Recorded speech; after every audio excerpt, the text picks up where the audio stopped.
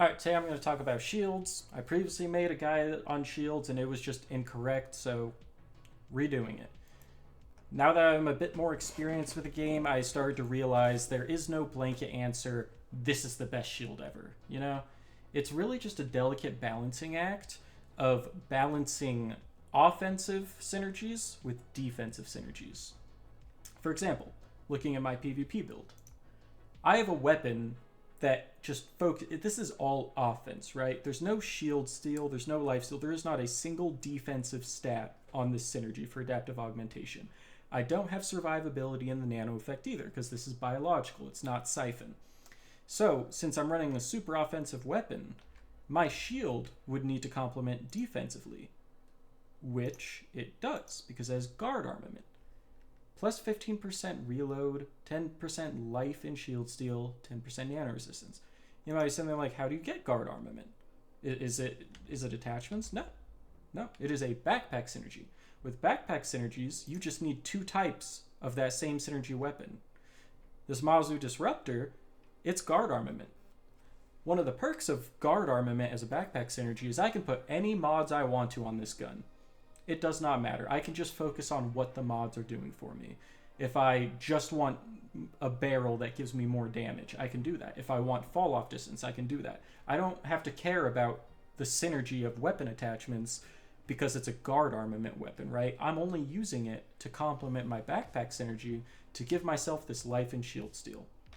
The reason you have to balance offense and defense is because if you can find either a backpack synergy with life and shield steal, or a weapon with life and shield steal, like how my mass cannon has sanguine extraction, life and shield steal, it changes what shield you're going to run, right? So because I have this defensive survivability weapon that's giving me life and shield steal, I don't have to run guard armament, right? I can run assault armament. I can focus on more offense from the shield, and then I would use a second assault armament weapon to make up for the damage. 10% rate of fire, 10% damage, nano proc chance. It's really just about working with that balancing act. Ideally, if you can find something that gives you shield and lifesteal, you will always want to run an ironclad or a rhino for the capacity, right? Once you have life or shield steal, all you have to think about is capacity. 30,000 shield, that's crazy, right? And you'll sit there and say, oh, but the recharge delay, the recharge per second, like, that could be really bad. On the Ironclad, it's the recharge per second that sucks. On the Rhino, it's the recharge delay that sucks. That doesn't matter. Because you have life and shield steal. You are out healing damage, right? Unless something one-shots you, and you have a 30,000 shield, it's hard for things to one-shot you except for high-tier expeditions.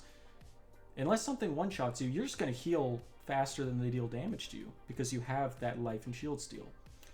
If you cannot find that life and shield steal, you want to run a respark, because then at that point, the recharge per second, the recharge delay actually matters. I think it is the best decision to prioritize getting that life and shield steal. That way you can run these high capacity shields. Rhino being the best, Ironclad being the second best high capacity shield. Because if you look at something like a Hurricane, look at that. That's 5,800 ego, only 17k shield. 30,000 shield.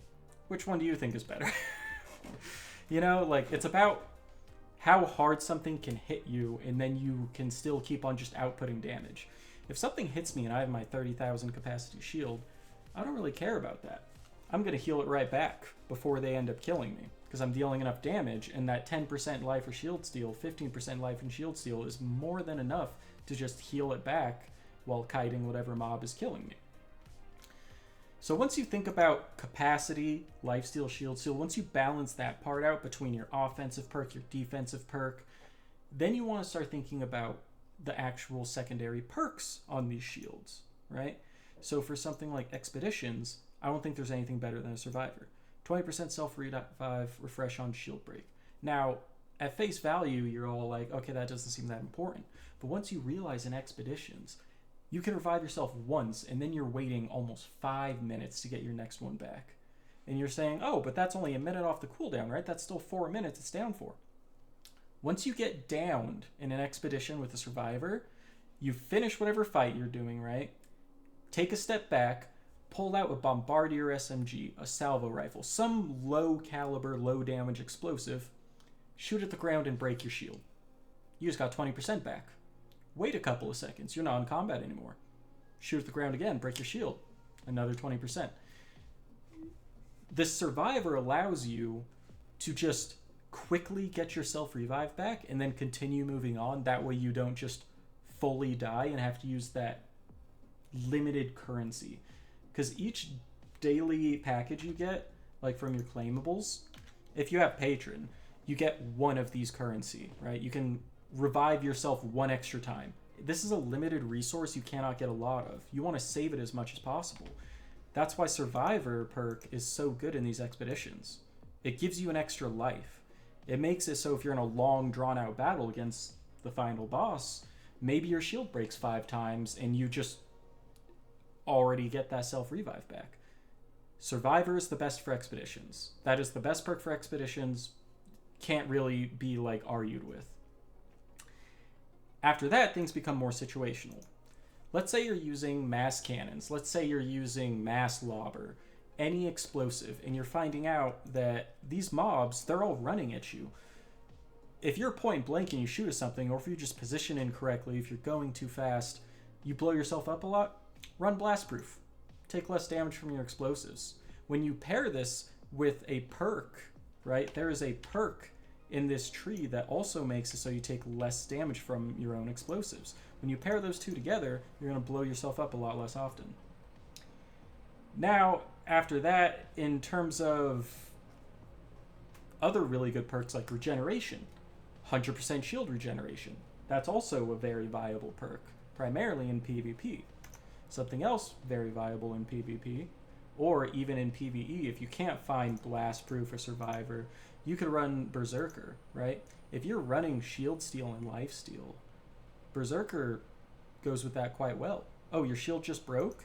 That means you need to deal more damage. More damage equals more shield steal. So when your shield breaks, oh, I just have a higher fire rate now. Granted, that's only for automatic weapons, such as a mass blaster. There's all these different secondary perks that you have to look at situationally. And then once you're done looking at the secondary perks for shields and figuring out which one is ideal for your current weapon setup, then you want to think about damage resistance. Personally, I think biological damage resistance is the best. Because biological effects on you, it slows you, it reduces your damage, and it makes it so your armor plates break faster. If you're in PvP and you have biological on you, you're cooked, dude. Like, that's why this is my PvP shield. Yeah, it's lower ego. Yeah, it's the secondary perk kind of sucks. I'm only running it because it's guard armament and bio resistance. Each armor plate is giving you 10% reduced damage. If you have bio effect on you, your armor plates are going to break faster. A mass blaster with bio can break 10 armor plates on a bulwark in 1 magazine. That's like 1 second. That fire rate's quick. Bio damage resistance is the most important.